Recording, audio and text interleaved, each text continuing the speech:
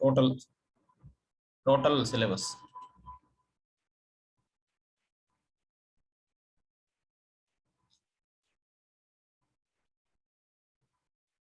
किमपि प्रष्टव्यं?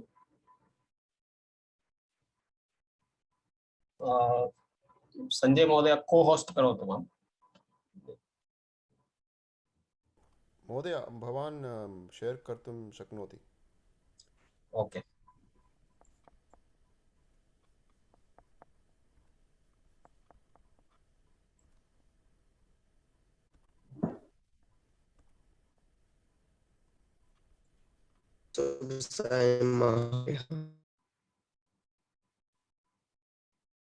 हरि ओम। हरि ओम महोदय, शुभ सायं। शुभ सायं।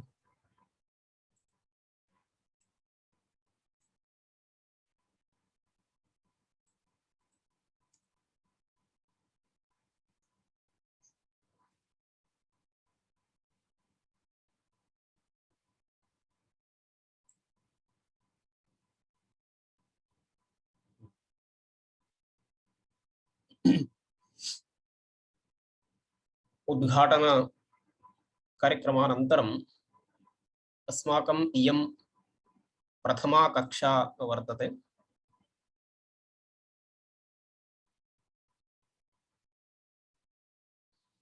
इदानीं 27 छात्राः प्रविष्टाः सन्ति। चिन्तयामि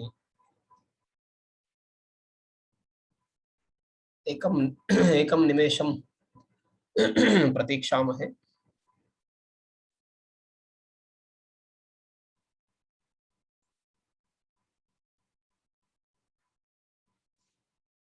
भवतां पाठ्यक्रमे प्रथमपत्रे साहित्यांशः व्याकरणांशः इति भागद्वयमस्ति।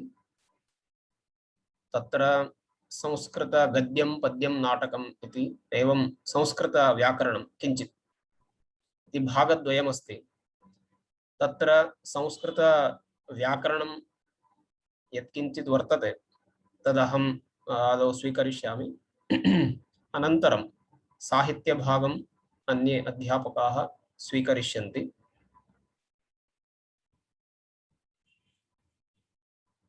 इदानीं प्रायशः 3 पत्राण्यपि आरब्धानि सन्ति। प्रथमपत्रं, द्वितीयपत्रं, तृतीयपत्रं च। तत्र बहूनां समयविषये क्लेशः अस्त्येव। पूर्वं भवद्भिः सर्वैः विविधसमयाः सूचिताः, परन्तु सर्वेषाम् आनुकूल्यं वयं परिकल्पयितुं न शक्नुमः, भवन्तः अपि जानन्ति। अतः दृश्यमाध्यमं, दृश्यमुद्रणं यत् कृतमस्ति तत् संजय महोदयः प्रेषयन् वर्तते मुद्रणम्। अतः भवन्तः तत् प्राप्य पठन्ति इति अहं चिन्तयामि। संजय महोदय स्य रेकॉर्डिंग चलति वा अथवा करणीयमस्ति? आं चलति महोदय, चलति। ओ एवम्, अवश्यम्। पुनश्च अत्रापि कोविड कारणेन अनेके विश्वविद्यालयाः तत्र अत्रापि एसिन्क्रोनस् टीचिंग इति वदन्ति। तत्र प्रायशः रिकॉर्डिंग माध्यमेनैव विश्वविद्यालयेषु एवमेवं पाठनं भवति। सत्यं सत्यम्, अवश्यम्। अतः कस्यापि चिन्ता मास्तु। परन्तु अस्माकं निवेदनं, प्रार्थना, आग्रहश्च भवति भवन्तः कक्षाम् आगच्छन्तु इति। कदाचित् क्लेशो भवति, तदा भवन्तः वीडियो द्वारा दृश्यमुद्रणं स्वीकृत्य पठितुमर्हन्ति। इदानीं साक्षात् विषयस्य आरम्भं करोमि।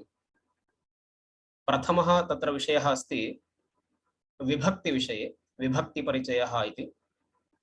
अतः तं विषयम् आधृत्य तदनुकूलतया वयं पठामः। भवतां प्रश्नाः, जिज्ञासाः मध्ये मध्ये प्रष्टुं शक्यन्ते, कोऽपि क्लेशः नास्ति। अन्ते एव सन्देहः प्रष्टव्यः इति नास्ति, मध्येपि प्रष्टुं शक्नुवन्ति, अन्यथा लिखित्वा स्थापयन्तु, अन्तेपि प्रष्टुं शक्नुवन्ति। अन्ते करणमेव सम्यक् भवति महोदय।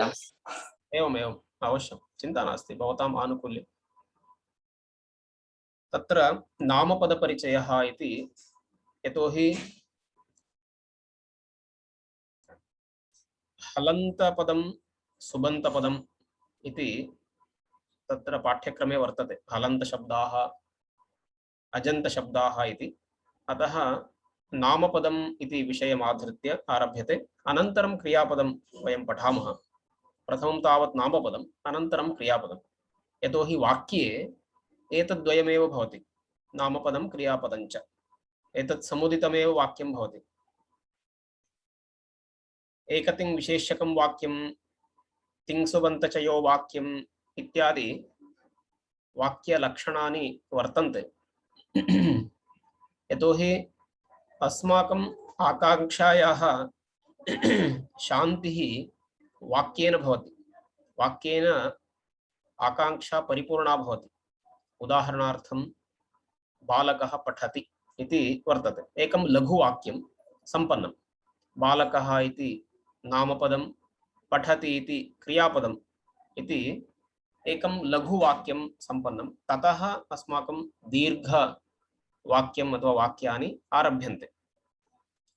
तत् नामपदम् इत्यस्य व्याकरणशास्त्रे सुबन्तम् इति वदन्ति, एवं क्रियापदस्य तिङन्तम् इति वदन्ति। तत्र बालकः इति सुबन्तं, पठति इति तिङन्तम्। आहत्य संस्कृतवाङ्मये यत्किमपि पदं भवति तदेकं नामपदं भवति, अन्यथा क्रियापदं भवति। एतद्द्वयमेव पदं भवति।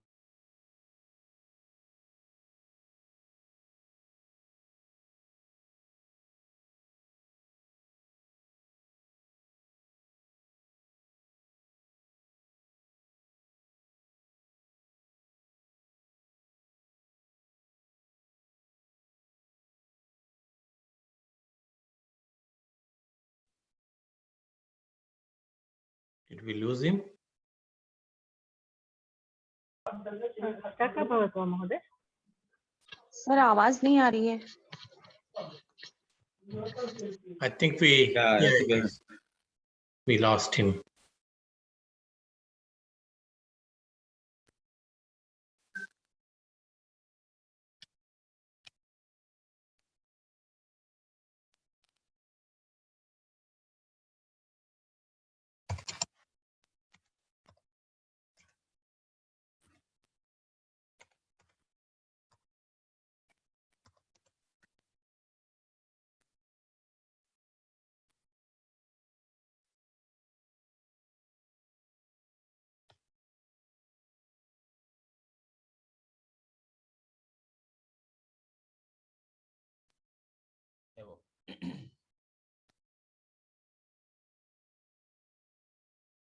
तत्र नामपदम् इत्यत्र नाम इति एकः शब्दः, पदम् इति अपरः शब्दः। नाम इत्यस्य कः अर्थः? नामपदं नामपदम् इति वदामः, नाम इत्युक्ते किम् इति चेत् व्याकरणशास्त्रे नाम इत्युक्ते प्रातिपदिकं भवति। नाम, नामनि, नामानि इति अयं शब्दः चलति। नामन् इति नकारान्तः शब्दः, नपुंसकलिङ्गशब्दः। म्नायते इति नाम, म्नायते, म्ना अभ्यासे इति धातुः, म्नायते अनेन इति नाम। म्ना धातोः मनिन् प्रत्यये तत्र नाम इति शब्दः निपातितः अस्ति पाणिनिसूत्रेण। सूत्रं तत्र लिखितमस्ति अग्रे। म्नायते इत्युक्ते किं? म्नायते, अभ्यस्यते, अभिधीयते अर्थः अनेन इति नाम इत्यर्थः। म्नायते इत्युक्ते अभ्यस्यते, नाम अभिधीयते। किम् अभिधीयते, किम् उच्यते इत्युक्ते अर्थः। अनेन नाम इति शब्देन किम् उच्यते? अर्थः उच्यते। इदानीं राम इति नाम, राम इति कस्यचित् नाम, तर्हि तेन किं बोध्यते? अर्थः एव खलु बोध्यते। राम इत्युक्ते दशरथस्य पुत्रः अथवा कश्चित् व्यक्तिविशेषः इति तेन शब्देन अर्थः बोध्यते। अतः नाम इत्युक्ते म्नायते, अभिधीयते अर्थः अनेन इति नाम इत्यर्थः। तत्र प्रमाणमपि मया किञ्चित् लिखितं, यतोहि सप्रमाणं यदि भवति तर्हि कदाचित् कोऽपि पृच्छति अथवा अस्माकमेव सन्देहः यदि भवति तस्य सन्देहस्यापि निवारणं भवति इति हेतोः क्वचित् सूत्रमपि मया लिखितं। परीक्षायाम् एतत् सर्वं नावश्यकं, परन्तु प्रारम्भिकरूपेण एतत् शास्त्रीयम् अस्माभिः अवगन्तव्यं। नामन्, सीमन्, व्योमन्, रोमन्, लोमन्, पाप्पन्, धामन् इत्येव एकम् उणादिसूत्रमस्ति। उणादिसूत्रं, तेन सूत्रेण नामन् इति नाम नाम इति शब्दः तत्र साधितः। म्नायते अनेन इति व्युत्पत्त्या म्नाधातोः मनिन् प्रत्यये। अतः नाम इत्युक्ते येन शब्देन अर्थः बोध्यते। इदानीं राम इति शब्दः तेन दशरथस्य पुत्रः इति अर्थः बोध्यते। अतः राम इति यत् शब्दस्वरूपं विद्यते तत् नाम भवति। नाम इत्युक्ते संज्ञा इति चिन्तयन्तु। सामान्यतः नाम पदं, पदम् इति शब्दस्य कः अर्थः इति चेत् पद्यते गच्छति अर्थम् इति पदम्। पदम् इति अकारान्त नपुंसकलिङ्गशब्दः। पद्यते पदगतौ, पद्यते पद्येते पद्यन्ते, गत्यर्थकः अयं धातुः। पदधातोः अच् प्रत्ययः, तदा पदम् इति भवति। पद्यते इत्युक्ते गच्छति। गच्छति इत्युक्ते कथं गच्छति? पद्भ्यां गच्छति वा यानेन गच्छति वा इति चेत् नास्ति। गच्छति इत्युक्ते केवलं पद्भ्यां गच्छति अथवा यानेन गच्छति चेदेव गच्छति इत्यस्य प्रयोगः करणीयः इति नास्ति नियमः। सर्वे गत्यर्थाः ज्ञानार्थाः इति भाष्यप्रयोगः अस्ति। सर्वे गत्यर्थाः ज्ञानार्थाः नाम ज्ञानरूपेण गमनं। गच्छति इति जगत् इति वदामः।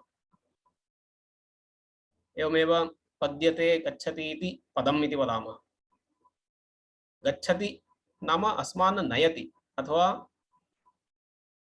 अर्थं नयति, तत् पदम्। इदानीं किमपि पदं रामः इति पदं वर्तते, तर्हि तत् पदं गच्छति इत्युक्ते अर्थं गच्छति, अर्थं प्रति गच्छति इति तात्पर्यम्। तदेव नामपदं। नाम्नः पदं नामपदं। नाम इत्युक्ते मूलशब्दः। पदम् इति योजयामः तर्हि यद्वयं तिङन्तं सुबन्तम् इति वदामः तद्भवति। राम रामः इति अनयोः यः व्यत्यासः तावानेव। राम इति नाम, रामः इति नामपदम्। राम रामः, रामः रामो रामाः एवं रूपेण सप्तसु विभक्तिषु शब्दः चलति। रामशब्दः सर्वत्रापि किमस्ति? सामान्यरूपेण राम इति वर्तते। अतः तदेव नाम। रामः रामो रामाः इति पदं नाम एकवचने पदं, द्विवचने पदं, बहुवचने पदम् एवं रूपेण तत्र पदानि भवन्ति। रामः इति एकं पदं, रामो इति अपरं पदं, नाम एकवचनान्तं, द्विवचनान्तं, बहुवचनान्तम् एवं रूपेण पदं भवति। अतः नामपदम् इत्युक्ते नाम मूलशब्दः सर्वत्र भवति, पदं भिन्नं भिन्नं भवति, यथा रामः रामो रामाः इतिवत्। अत्र नन्दिग्रहि पचादिभ्यो लुणिन्यचः इति पाणिनीयं सूत्रमस्ति। तेन सूत्रेण पचादिगणे पदधातोः स्वीकारात् अच् प्रत्ययो भवति, अतः पदम् इति शब्दः निष्पद्यते। अतः नामपदं, नाम्नः पदं नामपदं। नाम मूलशब्दात् परिनिष्ठितः यः शब्दः निष्पद्यते, व्यवहारे प्रयोक्तुं योग्यः यः शब्दः निष्पद्यते, तदेव पदं भवति, तदेव नामपदं भवति। रामः, हरिः, मुकुन्दः, बालः इत्यादयः कोटिशः शब्दाः भवन्ति। महोदय, शब्दपदयोः मध्ये भेदः अस्ति वा? हाँ, पदम् इत्युक्ते इदानीं नामपदं क्रियापदम् एवं रूपेण तत्र भेदः। पदमिति यद्यपि उभयत्र अस्ति, नामपदेपि पदमस्ति, क्रियापदेपि पदमस्ति। शब्दः इत्युक्ते एकः वर्णः अपि शब्दो भवति। पदम् इत्युक्ते एकः वर्णः पदम् इति सर्वत्र न भवति। एकवर्णात्मकम् अव्ययमस्ति चेत् पदं भवितुमर्हति, परन्तु एकवर्णः पदं न भवति, एकवर्णः शब्दः भवति। शब्दः इत्यस्य प्रादेशिकभाषानुसारं भिन्न भिन्न अर्थः अस्माभिः ज्ञायते। शब्दः इति कदाचित् वर्णे प्रयोगः भवति, कदाचित् पदे प्रयोगो भवति, कदाचित् वाक्ये प्रयोगः भवति। अतः शब्दः इत्युक्ते सर्वत्र, इदानीं शब्दः नाम ध्वनिरूपः। तत्र अ इत्यपि शब्दः, र इत्यपि शब्दः, थ इत्यपि शब्दः, अर्थ इत्यपि शब्दः, समुदितः अपि शब्दः भवति, वाक्यमपि शब्दः भवति, पदमपि शब्दः भवति, वर्णः अपि शब्दः भवति। अतः शब्दः इत्यस्य सर्वत्र प्रसंगः अस्ति, प्रवृत्तिरस्ति। पदम् इत्यस्य वर्णसमुदाये प्रवृत्तिरस्ति। अतः तस्य विभागः कृतः नामपदं क्रियापदम् इति। तत्रापि पुनः शास्त्रान्तरेषु पदशब्दस्य पुनः भिन्न भिन्न व्याख्या अस्ति। अमरकोशे तिङ्सुबन्तचयो वाक्यं, तत्र वर्णसमूहः पदं, शक्तं पदम्, एवं रूपेण शास्त्र भिन्न भिन्न शास्त्रानुसारं पदशब्दस्य पुनः व्याख्या भिन्ना वर्तते। अतः व्याकरणशास्त्रे सुप्तिङन्तं पदं नाम सुबन्तं तिङन्तं च पदसंज्ञं स्यात् इति पाणिनीयं सूत्रम्। अतः व्यवहारे प्रयोक्तुं योग्यः यः शब्दः नाम सुबन्तं पुनः तिङन्तम् इति यद्वर्तते तदेव पदम् इत्यर्थः। तत्र सर्वत्रापि शब्दः अस्ति, यतोहि शब्दगुणकमाकाशम्। शब्दः इति अ इत्यपि शब्दः, यतोहि शब्दः नाम ध्वनिः, नादः, एकवर्णेपि भवति, वर्णसमुदायेपि भवति, नाम पदेपि भवति, वाक्येपि भवति। अतः शब्द इति शब्दस्य व्यापकः अर्थः, पदमिति शब्दस्य व्याकरणशास्त्रदृष्ट्या सुबन्तं तिङन्तं च पदसंज्ञं स्यात् इत्यर्थः। अवगतं वा?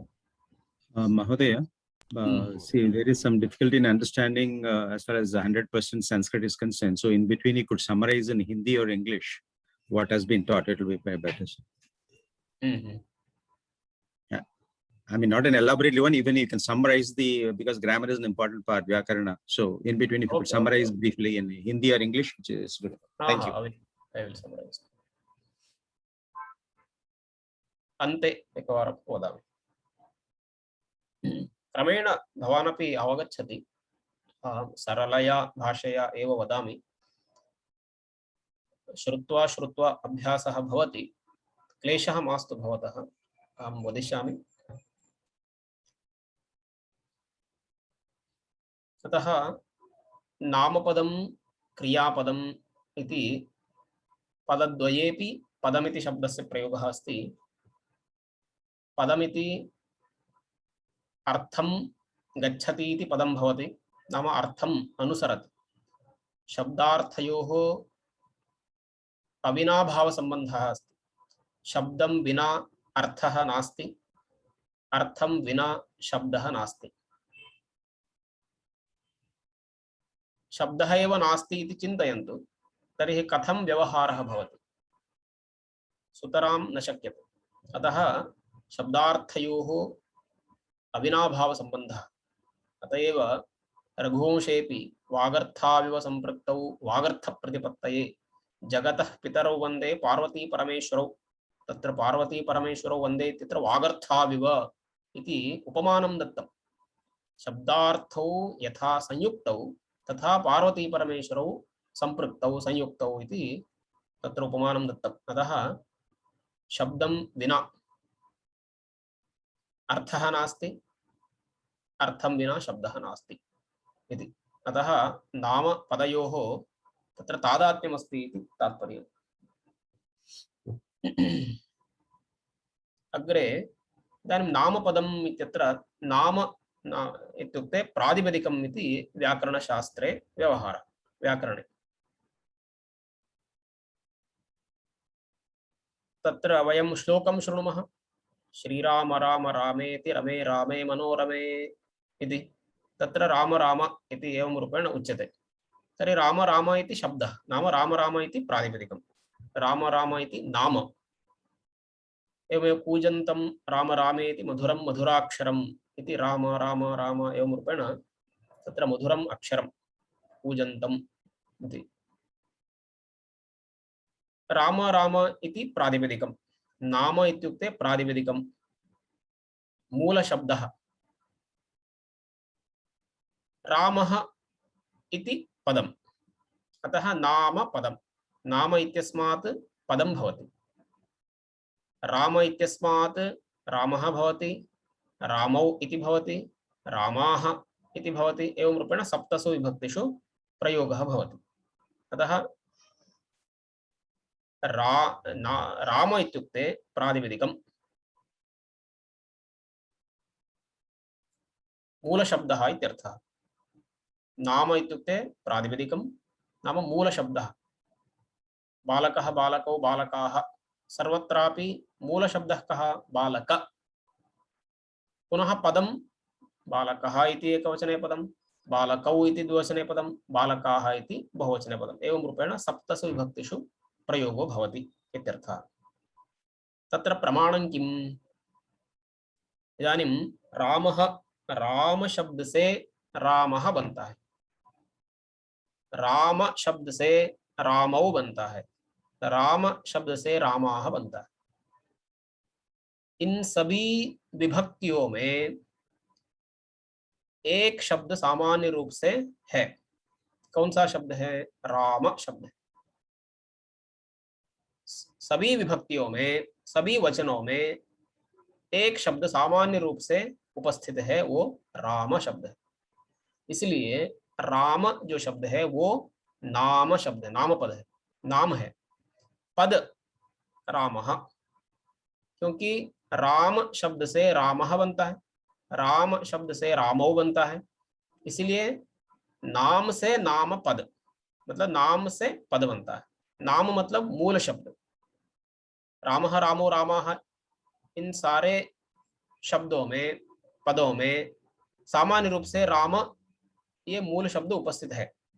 इसलिए राम शब्द से ही सारी विभक्तियां बनती है, या सारे वचनों में राम शब्द का प्रयोग होता है।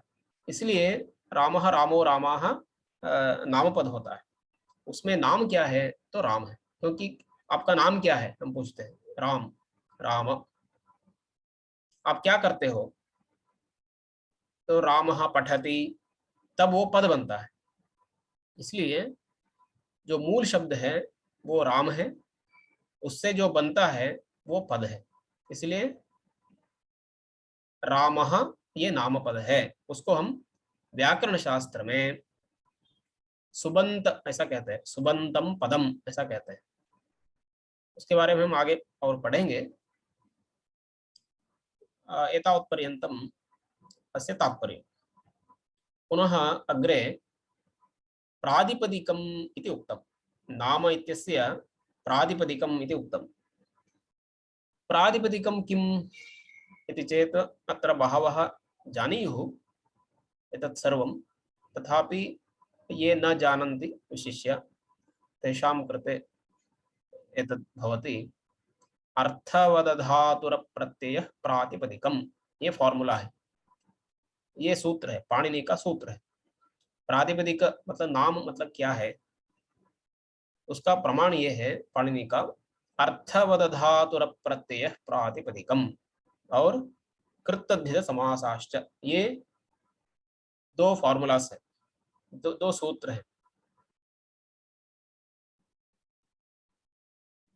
मतलब नाम बताने के लिए, मूल शब्द बताने के लिए ये दो महोदय भवतः ध्वनिः स्पष्टा न वर्तते। न श्रूयते। श्रूयते महोदय, श्रूयते। श्रूयते आचार्य। प्रायः अन्यत्र कोऽपि दोषः अस्ति, अत्र श्रूयते। एवं एवं एवं अवश्यम्। अर्थवदधातुर प्रत्ययः प्रातिपदिकम् कृतद्धित समासाश्च इति नियमद्वयमस्ति।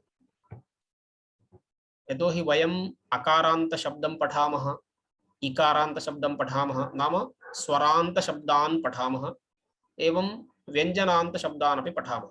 तत्र सर्वत्रापि एते नियमाः सामान्यरूपेण भवन्ति। अतः एते विचाराः मया उच्यन्ते। तत्र इदानीं सूत्रमुक्तम् अर्थवदधातुरप्रत्ययः प्रातिपदिकम् इति। तर्हि तस्य नियमस्य कः अर्थः? इस सूत्र का क्या अर्थ है?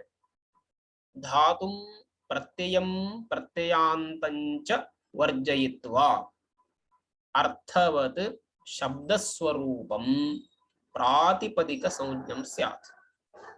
ये इस सूत्र का अर्थ लिखा है। धातुम, धातु मतलब रूट, भू तेध गम इत्यादि धातु है। और प्रत्यय, प्रत्यय मतलब सफिक्स, प्रत्यय जैसे सु औ जस प्रत्यय है, तिब्दश इत्यादि प्रत्यय है, अन्न इत्यादि प्रत्यय है। और प्रत्ययांत शब्द जैसे रामः, ये प्रत्ययांत शब्द है। और पठति हसति, ये भी प्रत्ययांत शब्द है। धातु प्रत्यय और प्रत्ययांत शब्द को वर्जयित्वा छोड़ के जो अर्थवान शब्द होता है, शब्द स्वरूप होता है, उसे प्रातिपदिक संज्ञा होती है। धातु नहीं होनी चाहिए, प्रत्यय नहीं होना चाहिए और प्रत्ययांत भी नहीं होना चाहिए। ऐसा जो अर्थवान शब्द रहता है उसे प्रातिपदिक संज्ञा होती है। अर्थवान शब्द मतलब व्यवहार में उसका कुछ अर्थ होना चाहिए। जैसे उदाहरण है डित्थ डवित्थ, ऐसा कुछ शब्द है। डित्थ करके किसी का नाम है, किसी की संज्ञा है, ये नाउन है। डित्थ धातु नहीं है, प्रत्यय भी नहीं है और प्रत्ययांत भी नहीं है, लेकिन अर्थ है। क्या अर्थ है? किसी व्यक्ति का नाम है, इसलिए इस नाम का अर्थ तो है, इसलिए उस डित्थ शब्द की प्रातिपदिक संज्ञा होती है। डित्थ इति शब्दः धातुः नास्ति, प्रत्ययः नास्ति, प्रत्ययान्तः अपि नास्ति। अतः अयं शब्दः प्रातिपदिक इति संज्ञां लभते। शास्त्रे, व्याकरण शास्त्रे डित्थ शब्द का नाम क्या है व्याकरण शास्त्र में? तो प्रातिपदिक, मतलब नाम। जैसे आपका नाम क्या है? राम, वैसे ही इसका नाम है डित्थ और उसका शास्त्र में नाम है प्रातिपदिक। महोदय, हाँ, मम प्रश्नद्वयम् अस्ति। तत्र सूत्रे प्रत्ययान्तम् इति नास्ति इति प्रथमप्रश्नः। हाँ। द्वितीयप्रश्नः अस्ति राम इति, तत्रापि धातु तदपि प्रत्ययान्त शब्दः एव खलु? रम् धातोः प्रत्ययान्त शब्दः एव राम इति भवति। तदर्थम् एतत् प्रत्ययान्तम् इति किमर्थम् अत्र अस्ति इति मम प्रश्नः। प्रत्ययं प्रत्ययान्तम् इति किमर्थमस्ति इति प्रश्नः खलु, अथवा कथम् आगतम् इति प्रश्नो वा? हाँ, अत्र सूत्रे प्रत्ययान्तम् इति नास्ति केवलं, तद् एकः प्रश्नः अस्ति। द्वितीयः अस्ति राम इति शब्दः अपि प्रत्ययान्तशब्दः एव, रम् धातु प्रत्ययेन राम इति शब्दः भवति। अवश्यम् अवश्यं, समीचीनः प्रश्नः। तत्र प्रत्ययान्तशब्दः सूत्रे नास्ति, तथापि तत्र तन्त्रादिना तंत्रादिना प्रत्ययशब्दस्यैव प्रत्ययान्तरूप अर्थः अपि स्वीक्रियते शास्त्रे। कथं तंत्रं नाम किम् इत्युक्ते सकृदुच्चरितस्य शब्दस्य नानार्थबोधकत्वम्। इत्युक्ते इदानीं सूत्रे प्रत्यय इति एक एव शब्दः, तस्य आवर्तनं क्रियते अथवा तस्य एकस्यैव शब्दस्य अर्थद्वयं स्वीक्रियते। यथा इदानीं हरिशब्दस्य विष्णुः इत्यर्थः, कपिः इत्यर्थः, सिंहः इत्यर्थः, एवं भिन्न भिन्न अर्थः भवति। तत्र सन्दर्भानुसारम् एकः अर्थः स्वीकर्तुं शक्यते, अर्थद्वयं स्वीकर्तुं शक्यते। यथा लवणशब्दादिषु सैन्धवमाने इत्यादिषु सन्दर्भानुसारम् अर्थः स्वीक्रियते। नाम एकस्य शब्दस्य तत्र अर्थद्वयं स्वीकर्तुं शक्यते आवृत्य। तस्मिन् अत एव आवृत्तिः स्वीकृता, प्रत्ययः प्रत्ययः इति आवृत्तिः।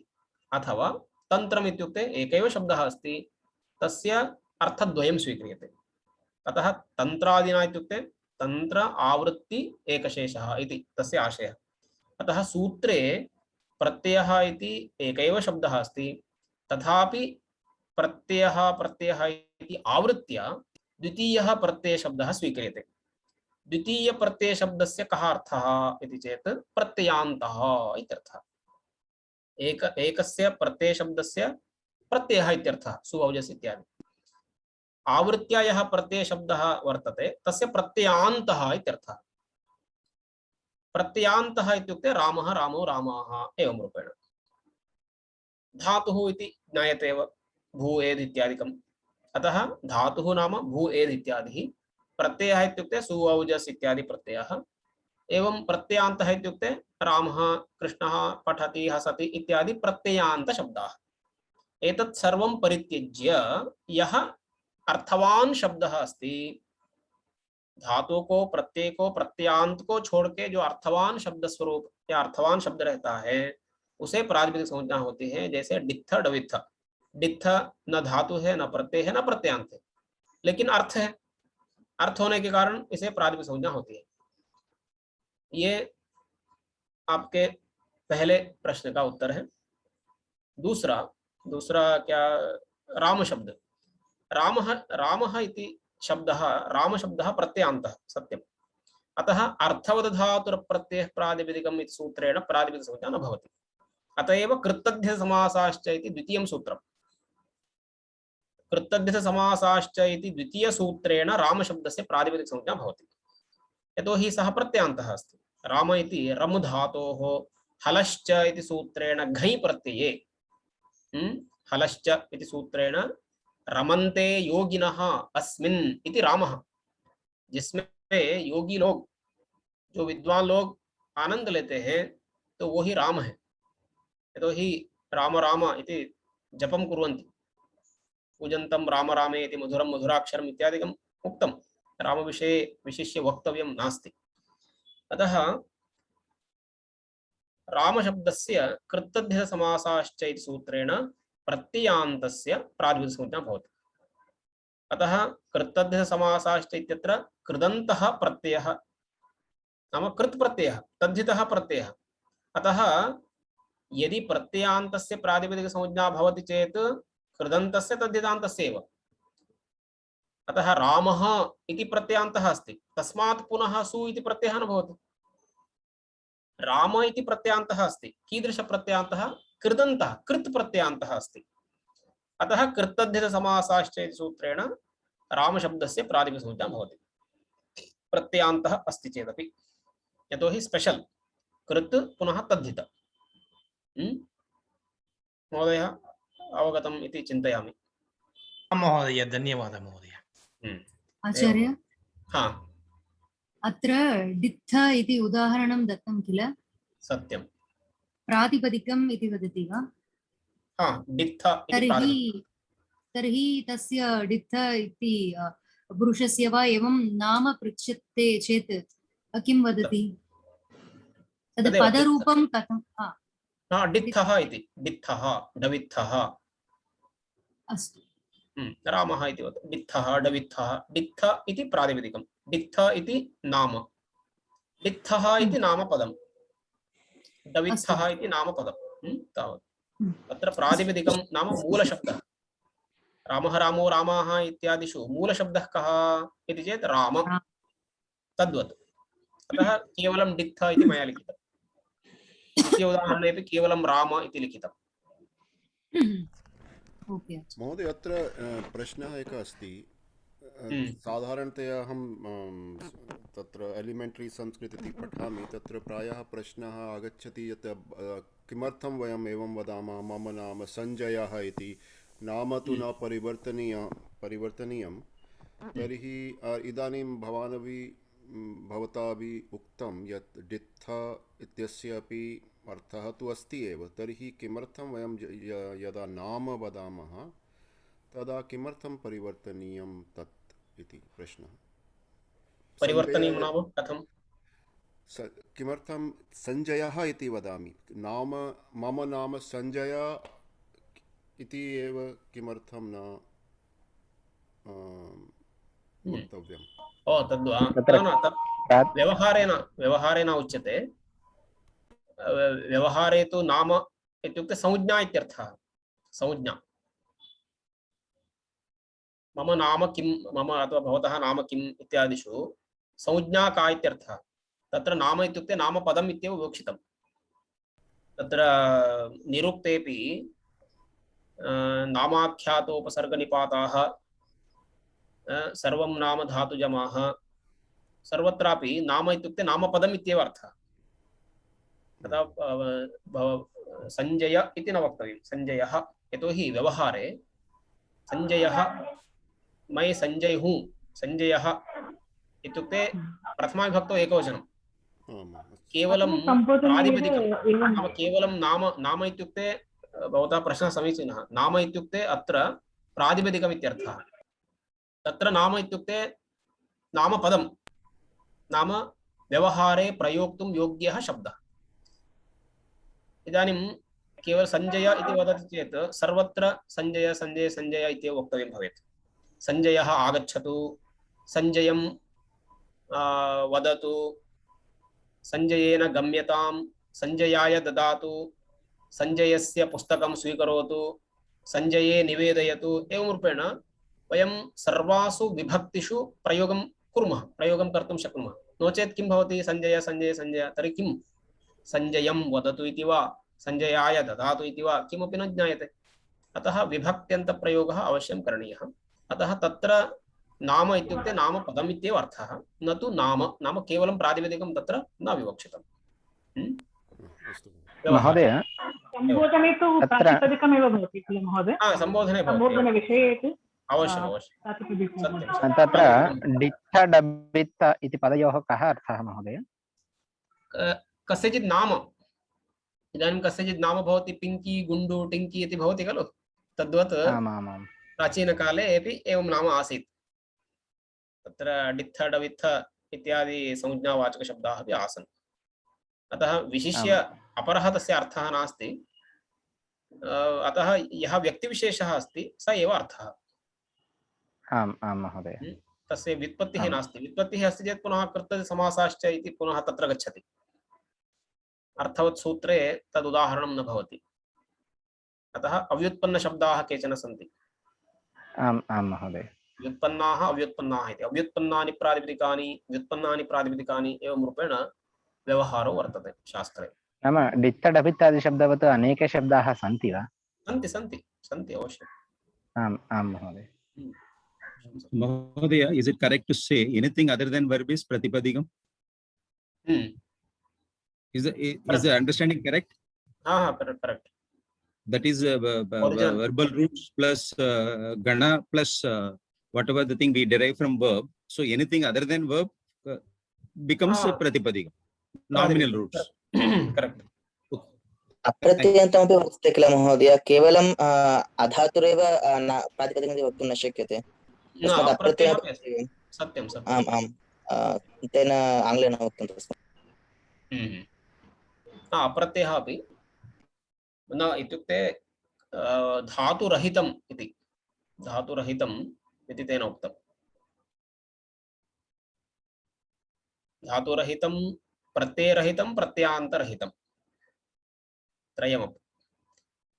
धातु प्रत्यय प्रत्ययान्त को छोड़ के वर्ब इत्युक्ते रूट रूट इत्यर्थः रूट तत्र वर्ब नाम क्रियापदं न रूट।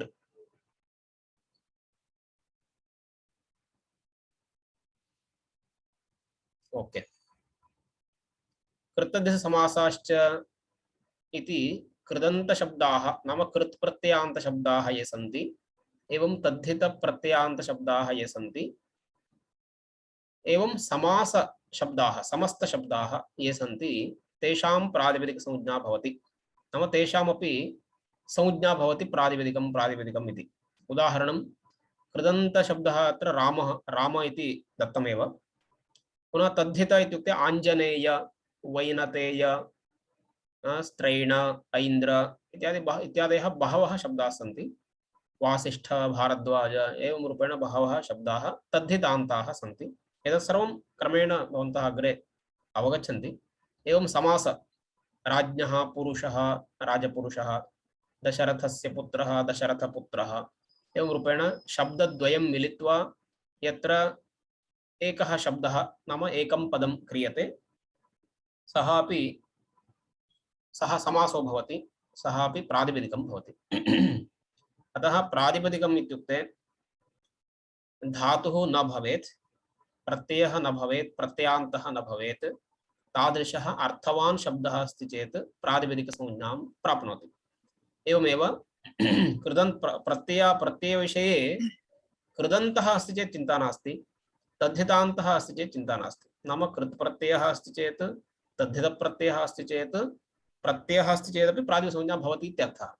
केवलम् एक्सेम्पन् केवलं तत्र छूट् कृत् तद्धित प्रत्यय विषये वर्तते। आचार्य हाँ समासः प्रातिपदिकम् इति वक्तव्यं चेत् यदा कदापि वयं समासविषये रेफरेन्स् व्यवहारं कुर्मः समस्तपदम् इत्येव वदन्ति किल।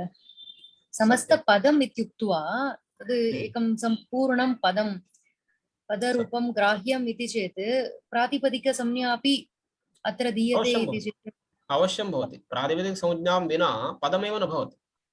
मूलशब्दः भवेदेव खलु। मूलशब्दः इत्युक्ते एव प्रातिपदिकम् अनन्तरमेव तत् पदं भवति। परन्तु अत्र समासविषये समासः इति प्रातिपदिकमपि अस्ति पदसंज्ञा अपि तत्र दीयते चेत् तत्र को भेदः किञ्चित्। प्रातिपदिकसंज्ञा आदौ भवति अनन्तरं पदसंज्ञा भवति।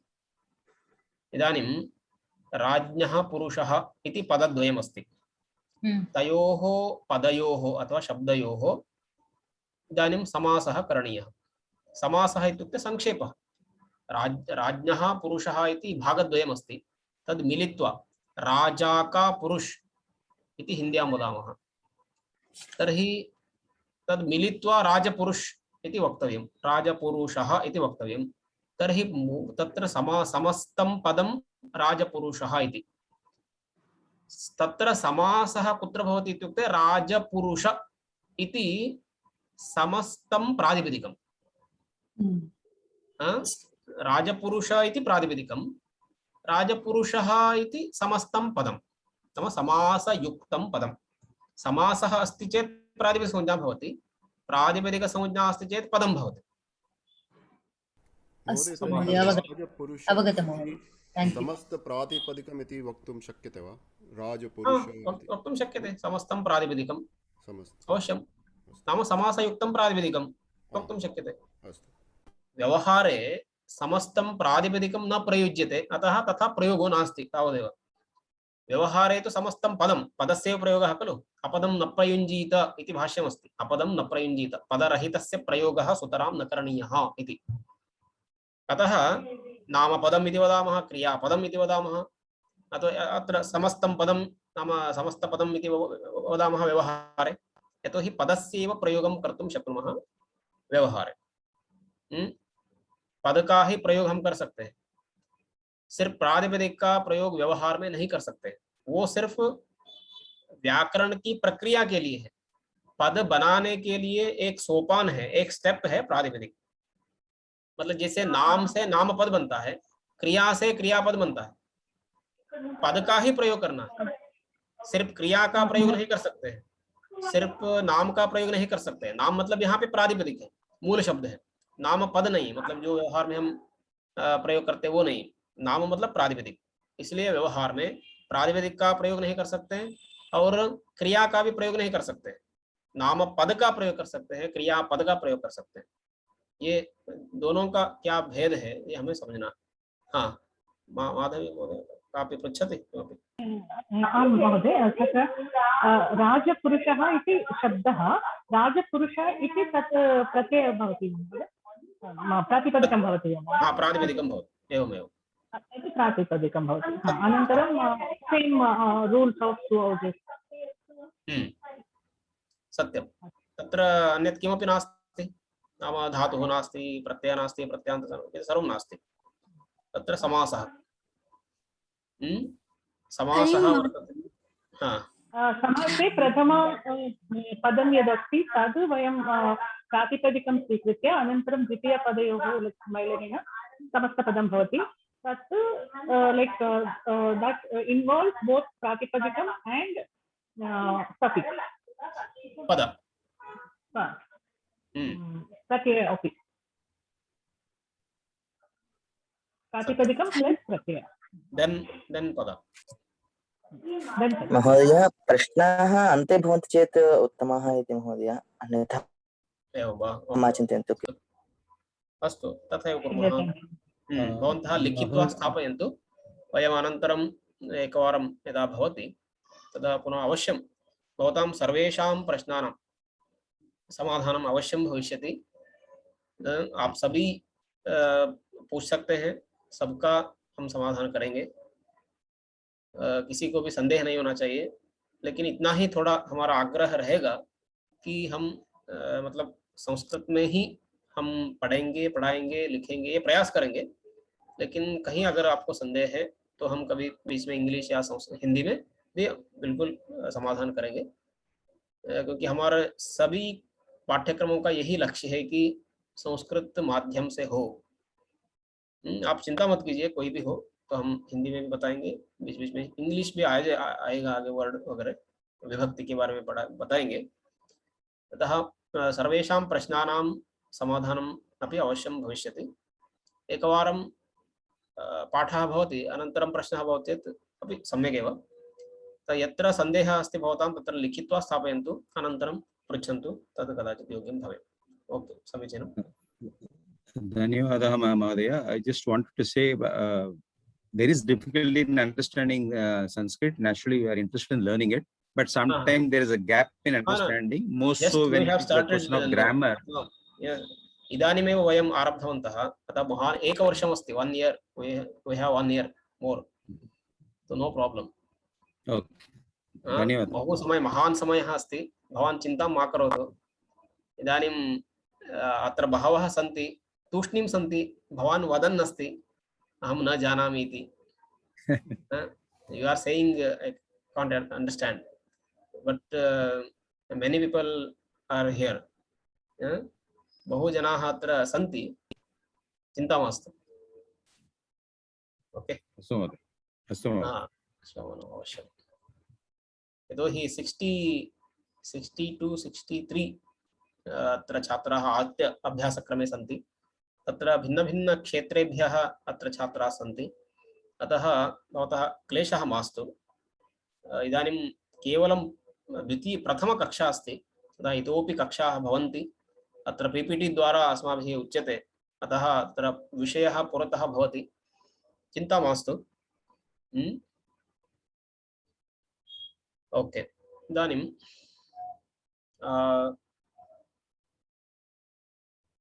नाम पदं क्रियापदम् इत्यत्र नाम इति विषये अस्माभिः पठितं। नाम प्रातिपदिकं मूलशब्दः इति वयं ज्ञातवन्तः। तत्र नामपदम् इत्यत्र नामपदस्य प्रयोगः कथं भवति व्यवहारे इति चेत् रामः, रामौ, रामाः एवं रूपेण प्रयोगः भवति। तत्र व्याकरणशास्त्रदृष्ट्या केचन प्रत्ययाः सफिक्स् इति उच्यते प्रत्ययाः उक्ताः सन्ति। नाम प्रथमा विभक्तौ द्वितीया विभक्तौ एवं रूपेण सप्तसु विभक्तिषु केचन प्रत्ययाः उक्ताः। नाम सप्त विभक्तयः तत्र 7 into 3 21 सफिक्सेस् नाम प्रत्ययाः उक्ताः। सु औ जस् अम् औट् शस् टा भ्यां भिस् ङे भ्यां भ्यस् ङसि भ्यां भ्यस् ङस् ओस् आम् ङि ओस् सुप् इति आहत्य 21 प्रत्ययाः। तत्र पश्यन्तु सु रामः औ रामौ जस् रामाः रामः रामौ रामाः रामं रामौ रामान् एवं रूपेण क्रमेण रामशब्दः आगच्छति चेत् अत्र रामशब्दः एतेभ्यः प्रत्ययेभ्यः रामः रामौ रामाः एवं शब्दाः अथवा पदानि निष्पन्नानि। राम इति प्रातिपदिकं, राम इति मूलशब्दः, तत्र सु इति सफिक्स्, सु इति प्रत्ययः। तर्हि राम प्लस सु रामः, राम प्लस औ रामौ, राम प्लस जस् रामाः। तत्र प्रोसेस् प्रक्रिया शास्त्रदृष्ट्या भिन्ना अस्ति। तत्र राम प्लस जस् इज इक्वल टू रामाः कथं भवति, तत्र प्रक्रिया शास्त्रदृष्ट्या भिन्ना। तां प्रक्रियां वयम् इदानीं न पठामः, केवलं एतत् अवगन्तव्यं। सु औ जस् रामः रामौ रामाः, अम् औट् शस् रामं रामौ रामान्, टाभ्यां भिस् रामेण रामाभ्यां रामैः, ङे भ्यां भ्यस् रामाय रामाभ्यां रामेभ्यः, ङसि भ्यां भ्यस् रामात् रामाभ्यां रामेभ्यः, ङस् ओस् आम् रामस्य रामयोः रामाणां, ङि ओस् सुप् रामे रामयोः रामेषु।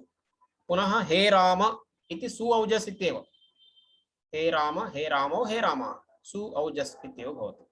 अतः 7 into 3 21 प्रत्ययाः। तत्र एकवचनं द्विवचनं बहुवचनम्। एकवचनं बहुवचनम् इति अस्माकं मातृभाषायामपि वर्तते, परन्तु द्विवचनम् इति विशिष्य संस्कृते वर्तते। अतः 3 वचनानि 7 विभक्तयः आहत्य 21 प्रत्ययाः, पुनः 24 रूपाणि संबोधनमपि यदि योजयामः 24। तत्र उदाहरणं पश्यन्तु, तदेव इदानीं यदुक्तं सु औजस्, सु औ जस्, अम् औट् शस्, टा भ्यां भिस्, ङे भ्यां भ्यस्, ङसि भ्यां भ्यस्, ङस् ओस् आम्, ङि ओस् सुप्। पुनः सु औ जस् हे राम हे रामौ हे राम। अत्र राम इति संबोधने मूलशब्दः भवति। अकारान्त शब्दः अस्ति चेत् मूलशब्दः एव तिष्ठति। अत्र सर्वत्र कॉमन वर्ड, कॉमन शब्दः, सामान्य शब्दः कः राम। अतः राम इति प्रातिपदिकं, राम इति नाम। नामपदं किं, रामः इति नामपदं, रामौ इति नामपदं, रामाः इत्यपि नामपदम्। एवं पदानि भिन्नानि सन्ति। पुनः तेषां पदानाम् अर्थः कः, नाम विभक्तेः अर्थः कः इति वयं तत् पुनः अग्रे पठामः। तत्र एकं श्लोकमपि वदामि, भवन्तः जानन्ति केचन। रामो राजमणिः सदा विजयते, रामं रमेशं भजे, रामेणाभिहता निशाचरजमूः, रामाय तस्मै नमः। रामान्नास्ति परायणं परतरं, रामस्य दासोऽस्म्यहं, रामे चित्तलयः सदा भवतु मे, भो राम मामुद्धर। पश्यन्तु, रामः इति प्रथमा विभक्तौ अस्ति, रामम् इति द्वितीया विभक्तौ, रामेण इति तृतीया विभक्तौ, रामाय इति चतुर्थी, रामात् नास्ति इति पंचमी, रामस्य इति षष्ठी, रामे इति सप्तमी, राम इति हे राम इति संबोधनम्। रामः राजमणिः सदा विजयते। राजमणिः रामः, राजश्रेष्ठः रामः सर्वदा विजयते, विजयं प्राप्नोति। रामं रमेशं भजे, रमायाः ईशं, रमा इत्युक्ते सीता, सीतापतिं रामं भजे, सेवे, भजनं करोमि, भजामि इत्यर्थः। रामेण अभिहता निशाचरचमूः, निशाचरचमूः, निशाचर इत्युक्ते राक्षस, राक्षसानां चमूः नाम सेना, राक्षससेना रामेण अभिहता नाम रावणसेना रामेण नाशिता, विनाशिता, अभिहता इत्युक्ते नाशिता, मारिता इत्यर्थः। रामाय तस्मै नमः, तस्मै रामाय नमः, तादृश रामाय नमः, नमस्कारः। रामात् परतरं परायणं नास्ति, रामात् परतरं नाम श्रेष्ठतरं अन्यत् परायणं श्रेष्ठं नास्ति, रामस्य अपेक्षया श्रेष्ठं किमपि तत्त्वं नास्ति। रामस्य अहं दासः अस्मि, रामस्य अहं सेवकः अस्मि। रामे चित्तलयः सदा भवतु मे, मे चित्तलयः, चित्तस्य लीनता नाम चित्तप्रवृत्तिः रामे सदा भवतु, रामे एव सदा मम प्रवृत्तिर्भवतु। चित्तस्य ध्यानं नाम चित्तस्य संलग्नता, चित्तस्य लीनता, मम चिंतनं सर्वदा रामे रामविषये भवतु इत्यर्थः। हो राम, हे राम, माम् उद्धर, मम उद्धारं करोतु इति तात्पर्यम्। अत्र अस्मिन् श्लोके सर्वाः विभक्तयः एकस्मिन्नेव श्लोके संगृहीताः, अतः अयं श्लोकः स्वीकृतः। यतोहि सप्तविभक्तयः इति उक्तं। श्लोकेऽपि एवमेव बहवः श्लोकाः अन्यत्र अन्यत्र लभ्यन्ते, उदाहरणार्थम् एकः श्लोकः स्वीकृतः। इदानीं तत्र सप्तविभक्तयः इति आगतं। सप्तविभक्तयः नाम राम, सु, राम, औ एवं रूपेण सप्तविभक्तयः जाताः, उक्ताः। विभक्तिः इत्युक्ते किं? विभक्तिः इति काचित् संज्ञा नाम वर्तते। तत्र विभक्तिः द्विविधा भवति, सुप् पुनः तिङ् इति। प्रकृते वयम् इदानीं केवलं सुप् इति विषये, सुप् इत्युक्ते पश्यन्तु, सु अत्र पु लास्ट, सु पु सुप्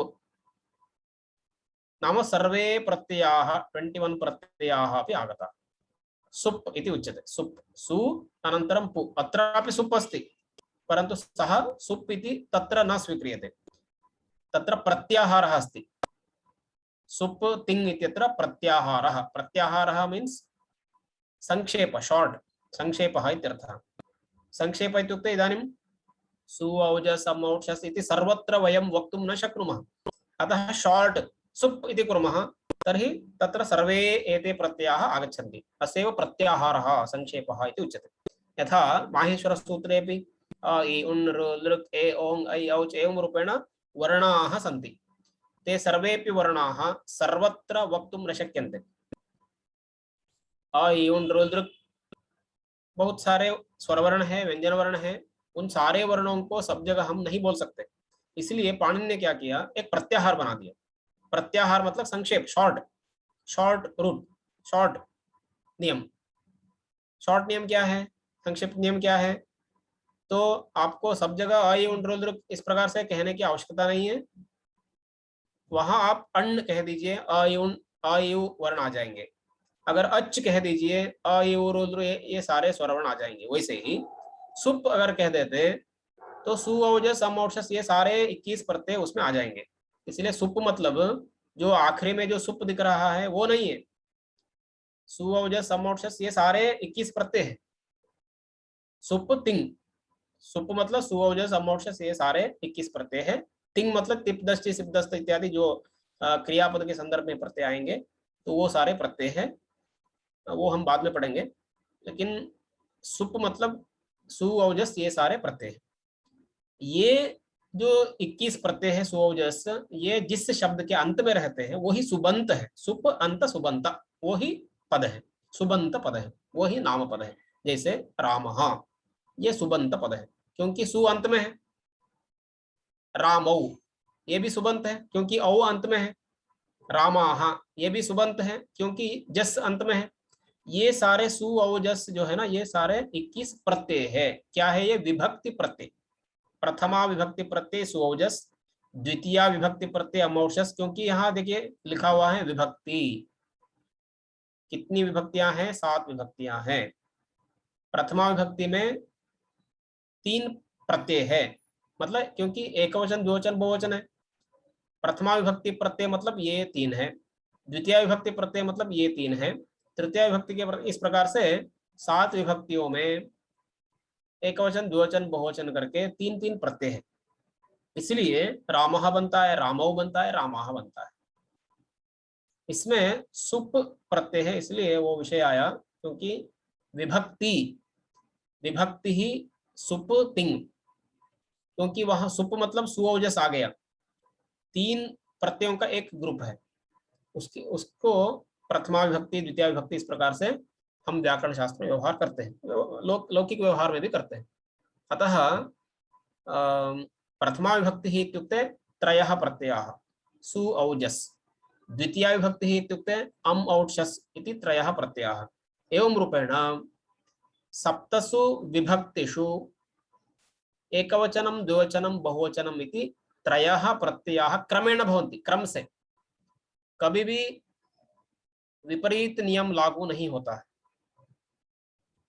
मतलब सु ये प्रथमा विभक्ति एकवचन प्रत्यय ही रहेगा, औ ये प्रथमा विभक्ति द्विवचन प्रत्यय ही रहेगा, जस ये प्रथमा विभक्ति बहुवचन प्रत्यय ही रहेगा।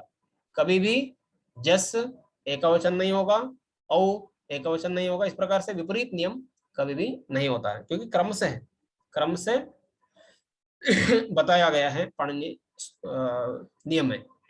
अतः सुप इत्युक्ते सु औ जस् अमौट् इति 21 प्रत्ययाः स्वीकरणीयाः। ते 21 प्रत्ययाः यस्य शब्दस्य अन्ते भवन्ति तत् सुबन्तं नामपदं भवति इति तात्पर्यम्। विभक्तिश्च इति तत्र सूत्रमस्ति। विभक्ति, विभक्ति इत्युक्ते किं? विभक्ति विभक्ति इति उक्तं।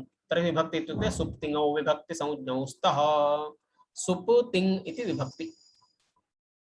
तिङ् विषये वयम् अनन्तरं पश्यामः। सुप्, सुप् इत्युक्ते सुऔजस् इत्यादि 21 प्रत्ययाः, टोटल 21 सफिक्सेस् इत्यर्थः। तत्र पुनः प्रथमा द्वितीया तृतीया एवं रूपेण क्रमेण संज्ञा वर्तते। नाम प्रथमा विभक्तिः, द्वितीया विभक्तिः, तृतीया विभक्तिः इति। प्रथमा विभक्तिः इत्युक्ते के प्रत्ययाः? सु औजस् इति प्रत्ययाः। सुप् इत्यत्र एव ते सर्वेपि सन्ति। द्वितीया विभक्ति इत्युक्ते अम् औषस्, एवं रूपेण क्रमेण प्रथमा द्वितीया तृतीया एवं रूपेण स्वीकर्तव्यम्। सु औजस् इति सप्तमी विभक्ति न भवति, सु औजस् इति प्रथमा एव, पुनः नि ओ सुप् इति सप्तमी, एवं रूपेण क्रमेण ते प्रत्ययाः स्वीकर्तव्याः। तेषां विभक्तिः इति नाम भवति। नाम त्रयाणां प्रत्ययानां मेलनेन एका विभक्तिः। यतोहि एकवचनं द्विवचनं बहुवचनम् इति प्रत्येकं विभक्तौ वर्तते। अतः आहत्य 7 विभक्तयः सन्ति, 21 तत्र प्रत्ययाः सन्ति। अतः 21 वचनानि भवन्ति।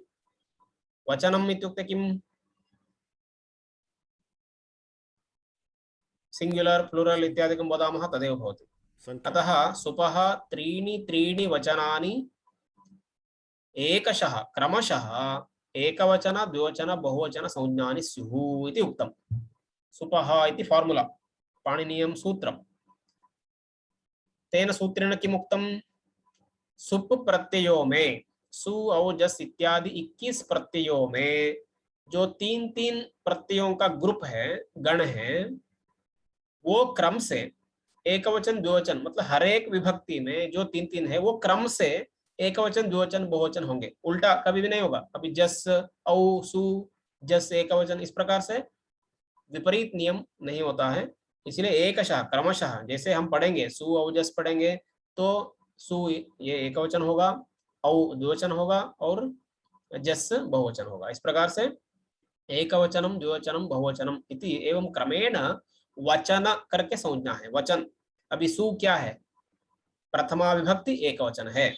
औ क्या है, उसका परिचय प्रथमा विभक्ति द्विवचन है। और जस ये क्या है, प्रथमा विभक्ति बहुवचन है। इस प्रकार से हरेक विभक्ति का परिचय हो गया। अभी रामः शब्द में लीजिए, रामः प्रथमा विभक्ति एकवचन है, रामौ प्रथमा विभक्ति द्विवचन है, रामाः प्रथमा विभक्ति बहुवचन है, क्योंकि सु औ जस ये प्रत्यय है उसमें। इसलिए रामः एकवचन होगा, रामौ द्विवचन होगा, रामाः बहुवचन होगा प्रथमा विभक्ति में। वैसे ही रामम, क्योंकि वहां औट शस ये प्रत्यय है।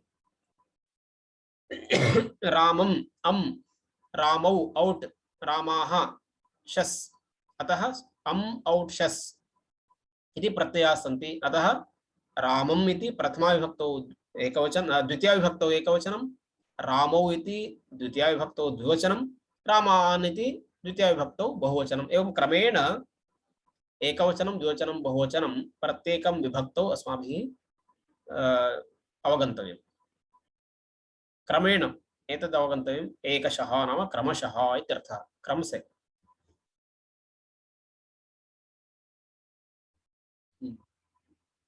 तत्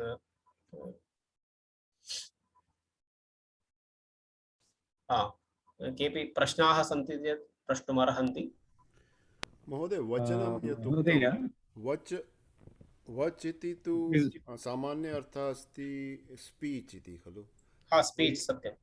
अत्र वचनम् इति तान्येकवचन द्विवचन बहुवचनान्येकशः सुपः इति सूत्रमस्ति, फार्मुला। तर्हि अत्र एकवचन द्विवचन इति वचनं संख्या इति अस्ति खलु, एकवचनं। सः एव प्रश्नः, वचन संख्यारूपेण कथम् अभिलक्ष्यते इति। सूत्रमेव अस्ति, तान्येकवचन द्विवचन बहुवचनान्येकशः इति सूत्रम्।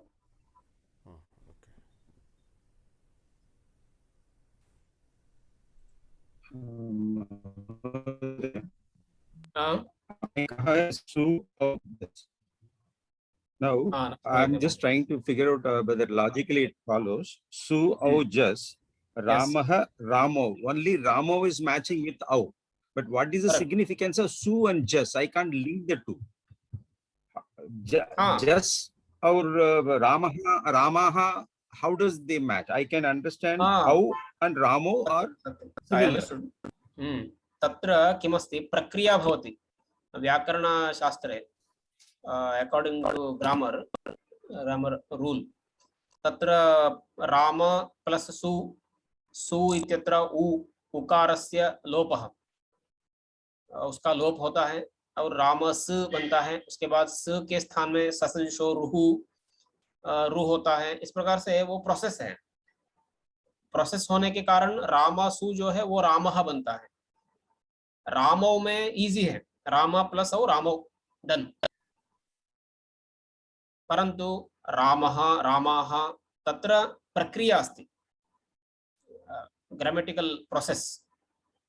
तत्र व्याकरण प्रक्रिया भिन्ना अस्ति। अतः तत्र किंचित direct we can't understand.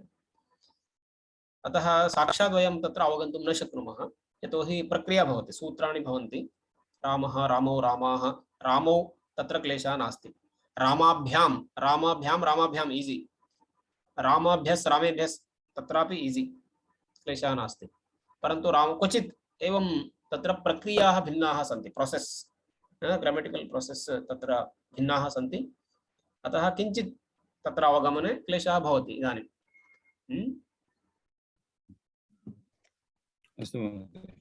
Okay, understood. Understood. Only thing is I can't understand the relation of su there. That's the only thing I understood. Yes, correct. Good question. मम प्रश्नः अस्ति आचार्य, नाम सुबन्तयोः पदयोः कः भेदः? नामपदं सुबन्तं पदं प्रायः समानं समानम् अस्ति। समानं नामपदम् इति वयं व्यवहारे वदामः तदेव व्याकरणे सुबन्तं पदम् इति वदामः तावदेव यदि नामपदम् इस् इक्वल् टु सुबन्तं पदम् तत्र विशेषणपदानि विशेष्यपदानि सन्ति तत्र नामपदानि अथवा सुबन्तपदानि नामपदं विशेषणं भवति विशेष्यमपि भवति इदानीम् उत्तमः रामः श्रेष्ठः रामः श्रेष्ठः उत्तमः विशेषणं रामः इति विशेष्यम् उत्तमः बालकः उत्तमः नामपदं रामः नामपदम् उत्तमः सुबन्तं पदम् सर्वत्रापि नामपदम् इति भवत्येव विशेषणं भवतु विशेष्यं भवतु अव्ययं भवतु उपसर्गः भवतु सर्वत्र नामपदं भवति क्रियापदं दट् इस् डिफरेंट पुनः क्रियापदं तद् पुनः वयं पठामः धन्यवादः यस् यस् नमस्ते नमस्ते मम एकः प्रश्नः सर्वे नामानि प्रातिपदिकं नाम एव सत्यं प्रातिपदिकं नाम इत्युक्ते व्याकरणशास्त्रे नाम इत्युक्ते प्रातिपदिकं व्यवहारे अपि नाम इत्युक्ते प्रातिपदिकमपि भवति नाम इत्युक्ते नामपदमपि स्वीकुर्वन्ति that becomes vibhakti then namapada becomes vibhakti विभक्त्यन्त सुबन्त yes thank you क्रमेण वयम् इतोपि अवगन्तुं शक्नुमः step by step Sir, even though Pratama Vibhakti and Dvitiya Vibhakti Dvivachana are same, like Ramau is the one, but we have Au and Out, sorry. Can you tell the difference? What is the difference? Because the Ramapada will be Ramau only for both the Vibhaktis. But in first Pratama Vibhakti it is Au and Dvitiya Vibhakti it is Out. सैव भेदः कुत्र इत्युक्ते प्रत्याहारनिमित्तम् out इति आवश्यकं भवति out इदानीं सुट् इति प्रत्याहारः करणीयः तत्र ट अस्ति चेत् प्रत्याहारः कर्तुं शक्यते सु औजस् अम् औट् सुट् सु औजस् सु अम् औट् ट सुट् प्रत्याहार तदर्थम् औट् इति टकारः अन्यत् किमपि नास्ति प्रत्याहारार्थं तत् टकारः टकारस्य प्रयोजनं किं प्रत्याहारार्थम्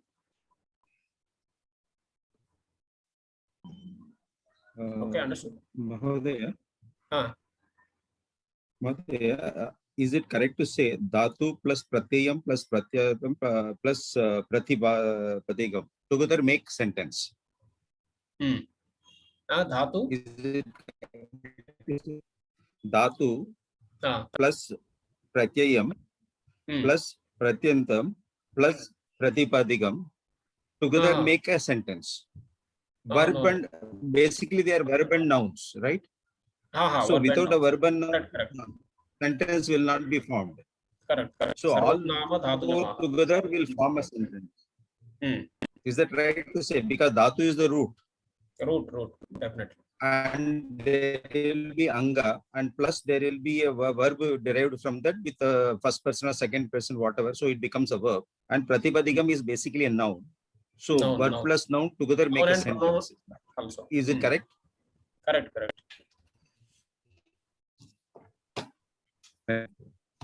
धन्यवाद. ओके पुनः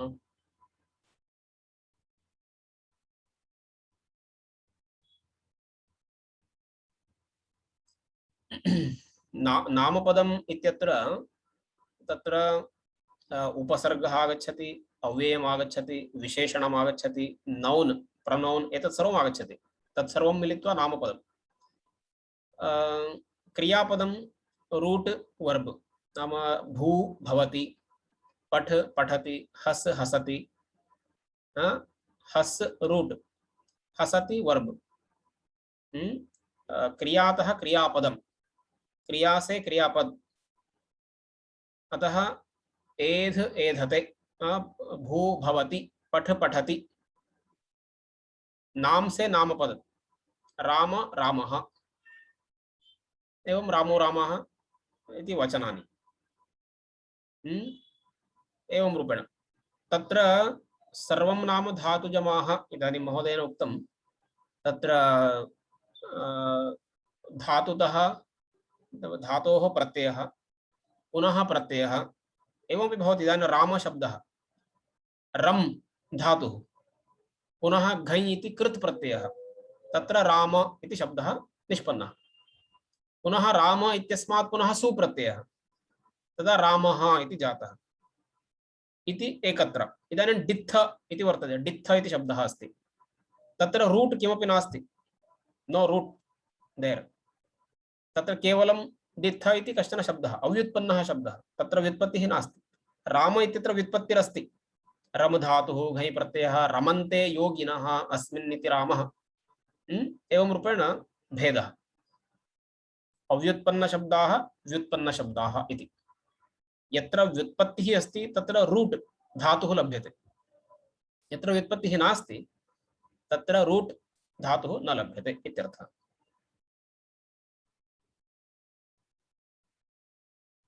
एवं तात्पर्यम्। Sir, can you also explain it in English from next class?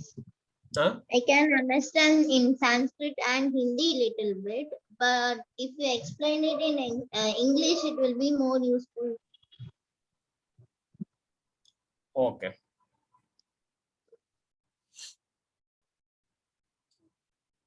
मध्ये मध्ये वदामः, अतः भवन्तः अवगच्छन्ति, चिन्ता नास्ति। भवती किं करोति? What are you doing? अहं BA संस्कृतं। ओ, तर्हि अवगच्छति खलु? इदानीं MA संस्कृत स्थापितवती। तर्हि भवती तु अवगच्छति किमर्थम् इंग्लिश हिंदी किमर्थं, संस्कृतमेव भवतु। You can understand. Yeah, I can understand, but little bit it's so tough to. No. भवती आग्रहं करोतु, संस्कृतेन अवगच्छामि, वदामि इति, ततः भवती अवश्यं शक्नोति। जस्ट एतत् एषा प्रथमकक्षा, ओन्ली फर्स्ट क्लास, अतः इतोपि कक्षाः सन्ति, अवगमनं भवति। भाषा अतः एव स्थापिता खलु, व्याकरणं, साहित्यं, शब्दसंग्रहः, शब्दसंग्रहेण भाषा आगच्छति। वदामः, वारं वारं वदामः, दोषान्। I took spoken Sanskrit also before 2 years. And इदानीम् अहं बालकेन्द्रम् अपि पश्यतु, you are a teacher, भवती अध्यापिका अस्ति, अतः क्लेशः एव नास्ति। इदानीमेव फर्स्ट स्टेप किल, तदर्थं न चिन्ता नास्ति। वयम् अन्यभाषां स्वीकुर्मः चेत् पुनः अस्माकं बुद्धिः तत्र गच्छति। अतः अत्र आग्रहः भवति चेत् प्रवृत्तिः भवति, झटिति भाषा आगच्छति, शुद्धता भवति। पुनः भवत्याः भाषणं श्रुत्वा अन्ये सन्तुष्टाः भवन्ति, गृहे परिसरे छात्राः सर्वेपि सन्तुष्टाः भवन्ति। अतः भवन्तः सर्वेपि शक्नुवन्ति, क्लेशः मास्तु। इयं प्रथमकक्षा अस्ति, इतोपि कक्षाः भवन्ति। पुनः पुनः श्रवणेन वारं वारं श्रुत्वा भाषा आगच्छति, अवगच्छन्ति, कोऽपि क्लेशः नास्ति। सरलभाषया एव वयं पाठयामः, वदामः, भाषणं कुर्मः, अतः कस्यापि क्लेशः मास्तु। प्रवृत्तिः भवतु, इच्छाशक्तिः भवतु, तर्हि अवश्यं भवन्तः सफलाः भवन्ति, कोऽपि क्लेशः नास्ति। परीक्षा, एग्जाम भवन्तः संस्कृतेन, हिन्द्या, आङ्ग्लभाषया लेखितुं शक्नुवन्ति, अतः कोऽपि क्लेशः नास्ति। पश्यतु महोदय, हिमांशु महोदयः वदति कस्यापि क्लेशः अस्ति संस्कृत अवगमने भाषणे तर्हि सः शिबिरमपि चालयितुं शक्नोमि इति उक्तवान् हिमांशु महोदयः। तस्य सम्पर्कं भवन्तः कर्तुं शक्नुवन्ति। अन्यस्मिन् दिने शिबिरं संस्कृतसम्भाषणशिबिरमपि कर्तुं शक्नुवन्ति। He is ready to teach Sanskrit. Himanshu Mishra. Okay, thank you, धन्यवादः महोदयः, भवान् सिद्धः अस्ति। भवन्तः अन्ये सम्पर्कं कर्तुं शक्नुवन्ति। पश्यतु, प्रतिदिनमपि सः 1 घण्टां यावत् समयं दातुं शक्नोति। अतः आनन्दस्य विषयः। यस्य कस्यापि भाषाविषये क्लेशः, यतोहि अस्माकं सविधे 1 वर्षम् अस्ति, वी हैव 1 year, अतः बहु समयः अस्ति। सप्ताहे दिनत्रयमेव वयं मिलामः। अतः भवन्तः अस्मिन् समये व्रतरूपेण नियमरूपेण यदि स्वीकुर्वन्ति, येषां भाषा नागच्छति ते अवश्यं कर्तुं शक्नुवन्ति। तदा भवताम् इच्छाशक्तिः भवेत्, तदा एतत् साधयितुं भवन्तः शक्नुवन्ति। तत्र पश्यतु, अध्यापकः अपि भवतां कृते लब्धः, अतः बहु उत्तमः विषयः। Mahodaya, I just want to thank Shri Himanshu Mishra. It's a very yes. noble thing that he is Yes, doing. yes. I will take advantage of it, and I'll talk to him in my broken Sanskrit and learn it. Thank you. Yes, definitely. मम नाम सूर्यप्रकाशः। अहं Sanskrit academy मध्ये research assistant रूपेण कार्यं कुर्वन् अस्मि। वयमपि संस्कृतवर्गं चालयन्तः स्मः। प्रथमदीक्षा, द्वितीयदीक्षा, राष्ट्रीय संस्कृत संस्थानस्य दीक्षावर्गः, ऑनलाइन मध्ये दीक्षावर्गः ऑनलाइन मध्ये प्रचलति। ऑनलाइन मध्ये कक्षाः ऑनलाइन मध्ये भवन्ति वा? कक्षा ऑनलाइन मध्ये भवति। 1.5 घण्टा भवति। प्रातःकाले 11:00 वादनपर्यन्तं तादृशं। Very nice. फर्स्ट लेवल दीक्षा, द्वितीय दीक्षा, तृतीय दीक्षा, एवं चतुर्थ दीक्षाः वयं पाठयन्तः स्मः। That is very nice. Universal course academy कुर्वन्तः सन्ति। अनन्तरं रिसर्च वर्क अपि भवति। एवमेव, बहु समीचीनं महोदय। इदानीं कापि प्रहेलिका अथवा हास्यकणिका भवेत्? एवं वा? मया न चिन्तितम्। अग्रिमकक्षातः वदामि अवश्यं। भवन्तः यत् चिन्तयन्ति तत् केचन मम तत्र बान्धवाः आगताः, अतः अद्य तावता समापितवान्। अवश्यं प्रहेलिकां, सुभाषितं वा, श्लोकं वा अन्ते विनोदार्थम् अवश्यं वदामः। संस्कृतवाङ्मये तु बहु विनोदाः सन्ति, सुभाषितानि सन्ति, सूक्तयः सन्ति, प्रहेलिकाः सन्ति। अवश्यं भवान् कारकतः अभ्यस्तवान् खलु? संजय महोदयः पीपीटी शेयर कर्तुं शक्यते वा? पीपीटी एकं विषयं समाप्य करोमि अहम्। इदानीम् अर्धविषयः एव जातः खलु, इतोपि विषयं समाप्य अहं प्रेषयामि। पीपीटी प्रेषयामि, सर्वं प्रेषयामि। हिमांशु महोदयः वक्तुम् इच्छति, वदतु। अवश्यं स्वागतं। प्रहेलिकां वदति। स्वागतं सर्वेषां स्वागतं। भवान् मुखं दर्शयतु, अनम्यूट करोतु। हिमांशु महोदयः।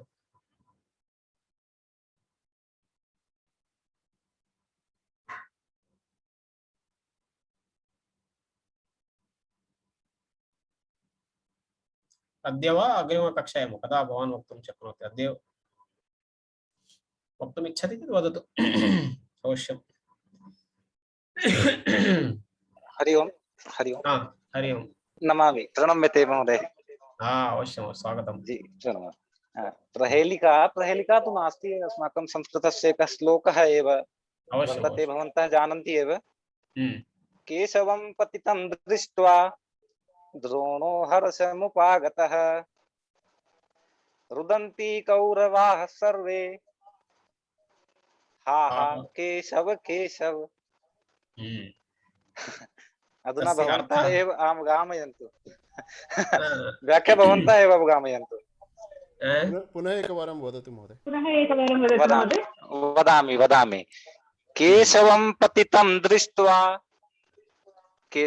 पतितं दृष्ट्वा द्रोणो हर्षमुपागतः। द्रोणो इत्युक्ते काकः, काकः कौवा। द्रोणो उपागतः। रुदन्ति कौरवाः सर्वे। कौरवाः महाभारत युद्धे यदा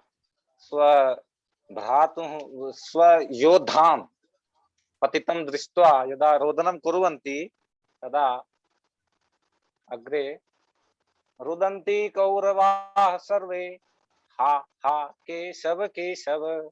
अत्र केशवस्य द्वि अर्थः, अर्थद्वयः अत्र। यदा हिन्द्यां वदामि, हिन्द्यां महोदय, हिन्द्यां वदितुं शक्नोमि वा? वदतु वदतु अवश्यं। जब केशवं पतितं दृष्ट्वा, अपनों के शव को, योद्धाओं के शव को जब गिरा हुआ देख करके कौओं ने प्रसन्नता व्यक्त की, कौओं में प्रसन्नता आ गई कि हमें अब मांस मिलेगा। ऐसा केशवं पतितं दृष्ट्वा द्रोणो हर्षमुपागतः। कौओं में हर्ष व्याप्त हो गया। और केशव का एक अर्थ यहाँ पर भगवान विष्णु से भी है, नारायण से भी है, कि जब रथ पीछे हो गया था कर्ण के उस बाण के संधान से, तो उन्होंने रथ पीछे हो गया तो भी उन्हें हर्ष हुआ कर्ण को, कि केशव को गिरा हुआ देख करके उन्हें हर्ष हुआ।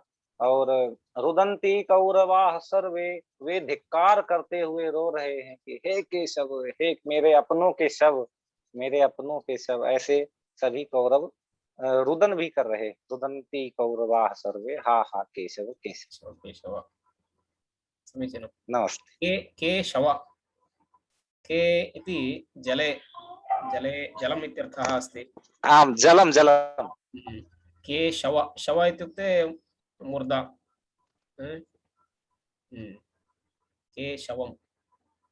केशवं दृष्ट्वा। महोदय, अयमेव श्लोकः अन्यथा मया श्रुतः। एवम् अन्यथापि अस्ति। केशवं दृष्ट्वा पार्वती हर्षनिर्भरा। पाण्डवाः हर्षनिर्भराः। एवमेव सत्यं सत्यं। पाठभेदः अपि अस्ति अवश्यं। Kesava has also another meaning. One who killed Kesi, he becomes Keshava also. Because Krishna killed Kesi, so his name becomes Keshava. Keshava. That's another meaning. Yes, that's right. Kesi को जो मारा है, he became Keshava. Keshava. दूसरा अर्थ भी इसको देता है कि इसका केश है, इसलिए become Keshava. लंबा केश। केशाद्वन्यतरस्यां, correct. केशाः सन्ति अस्य इति केशवः। Not that I am describing my name, which is seriously Keshava. महोदय, अद्य विशेषः अपि केशवदिनं। सत्यं। केशवदिनम् आयाति जन्माष्टमी। समेषां शुभाशयाः। सर्वे शुभाशयाः। ओके, बहु सन्तोषः। भवन्तः सर्वेपि क्रियाशीलाः सन्ति, जिज्ञासवः सन्ति, पिपठिषवः सन्ति। अतः एवमेव प्रवृत्तिः अन्तिमवर्गपर्यन्तं, लास्ट् क्लास् अन्तिमवर्गपर्यन्तमपि भवतु। पुनः अग्रिमसप्ताहे वयं पुनः मिलामः। अद्य अहं पाठ्यक्रमं सम्पूर्णं प्रेषयामि PDF। तत्र खण्डशः प्रेषितमस्ति, तथापि PDF सम्यक् प्रेषयामि। ओके, बहु धन्यवादः सर्वेभ्यः। धन्यवादः महोदय। अग्रिम शुक्रवासरे पुनः अन्येषां कक्षा भविष्यति। धन्यवादः। धन्यवादः महोदय। धन्यवादः महोदय।